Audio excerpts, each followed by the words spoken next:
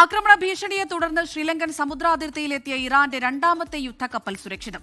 Iris ബുഷർ യുദ്ധക്കപ്പൽ Trincomalee തുറമുഖ പ്രദേശത്തേക്ക് മാറ്റി. ഐറിസ് ദേന യുദ്ധക്കപ്പൽ തകർത്തതിൽ അന്താരാഷ്ട്ര ചട്ടങ്ങൾ അനുസരിച്ച് തുടർ നടപടി സ്വീകരിക്കുമെന്ന് ശ്രീലങ്കൻ പ്രസിഡന്റ് അനുരാഗ് ദിസനായകെ പ്രതികരിച്ചു. ഐറിസ് ദേനയിൽ നിന്ന് ശ്രീലങ്കൻ നാവികസേന ഇറാൻ നാവികരെ രക്ഷിക്കുന്ന ദൃശ്യങ്ങൾ പുറത്തുവന്നു.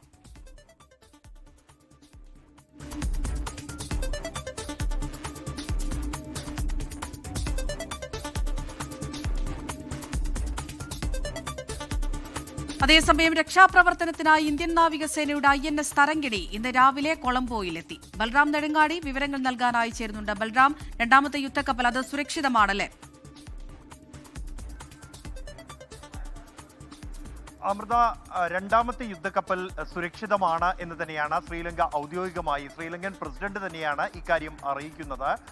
ആദ്യ യുദ്ധക്കപ്പൽ ആക്രമിക്കപ്പെട്ട് ഇതിന് തൊട്ടു പിന്നാലെയാണ് ഈ മേഖലയിലുണ്ടായിരുന്ന അന്താരാഷ്ട്ര സമുദ്ര റൂട്ടിൽ ഉണ്ടായിരുന്ന ഇറാന്റെ രണ്ടാമത്തെ കപ്പൽ ഐറിസ് ബുഷർ എന്ന കപ്പലും ശ്രീലങ്കയോട് സഹായം അഭ്യർത്ഥിക്കുകയും തുടർന്ന് ശ്രീലങ്ക തീരത്ത് അഭയം നൽകാൻ തീരുമാനിക്കുകയും ചെയ്തത്. ആ കപ്പലിൽ ഉണ്ടായിരുന്ന 208 നാവികരെയും സുരക്ഷിതരാക്കി കൊളംബോയിൽ എത്തിച്ചിട്ടുണ്ട് ശ്രീലങ്കൻ നാവികസേന. കൂടാതെ ഈ കപ്പൽ ഇപ്പോൾ ശ്രീലങ്കയുടെ EEZ അകത്തേക്ക് പ്രവേശിച്ചിരിക്കുകയാണ്. അവിടെ കപ്പൽ സുരക്ഷിതമാക്കിയിരിക്കുന്നു. അതേസമയം ആദ്യ കപ്പൽ ഐറിസ് ദേന കപ്പൽ ആക്രമണവുമായി ബന്ധപ്പെട്ടുകൊണ്ട് ഇന്ത്യയിലും ശ്രീലങ്കയിലും ഒരുപോലെ വിവാദത്തിന് വഴിവെച്ചിരിക്കുകയാണ്. മാർച്ച് 4-ന് ഈ ഒരു കപ്പൽ ഭീഷണി നേരിടുന്ന പശ്ചാത്തലത്തിൽ തന്നെ ശ്രീലങ്കയോട് സഹായം അഭ്യർത്ഥിച്ചിരുന്നു. എന്നാൽ 11 മണിക്കൂർ ഒരു മറുപടിയും നൽകാതെ ശ്രീലങ്ക കാത്തു നിർത്തിയെന്നും അതാണ് ആ കപ്പൽ ആക്രമിക്കാൻ ഇടയാക്കിയത് എന്നും ആക്രമിച്ച ശേഷം മാത്രമാണ് ശ്രീലങ്കയ്ക്ക് അവർക്ക് സഹായം എത്തിക്കാൻ കഴിഞ്ഞത് എന്നുമുള്ള വിമർശനം ശ്രീലങ്കൻ സർക്കാരിനെതിരെ പ്രതിപക്ഷം ഉന്നയിച്ചു കഴിഞ്ഞിരിക്കുന്നു.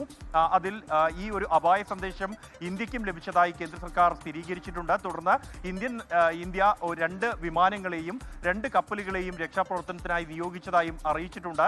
ശ്രീലങ്കയും രക്ഷാപ്രവർത്തനം ഏതാണ്ട് പൂർത്തിയാക്കിയിരുന്നു. ശ്രീലങ്കൻ സർക്കാർ പാർലമെന്റിനെ അറിയിച്ചതനുസരിച്ച് ഐറിസ് ദേന കപ്പലിന്റെ അപകട സന്ദേശം ലഭിച്ച് അവിടെ എത്തുമ്പോൾ കപ്പൽ പൂർണ്ണമായും മുങ്ങിയിരുന്നു. പ്രദേശത്ത് എണ്ണ പടർന്നു കിടക്കുന്നത് മാത്രമാണ് കാണാൻ കഴിഞ്ഞത്. തുടർന്നാണ് രക്ഷാപ്രവർത്തനം നടത്തിയത് എന്നുമാണ് ശ്രീലങ്കൻ സർക്കാർ പാർലമെന്റിനെ അറിയിച്ചിരിക്കുന്നത്. ലോകത്തെവിടെയായാലും ഏത് സമയത്തും 24 വാർത്തകളും ഓഗ്മെന്റഡ് റിയാലിറ്റി പാക്കേജുകളും എക്സ്പ്ലെയിനറുകളും വിശദമായി കാണാൻ ഞങ്ങളുടെ YouTube ചാനൽ നിങ്ങൾക്ക് സബ്സ്ക്രൈബ് ചെയ്യാം.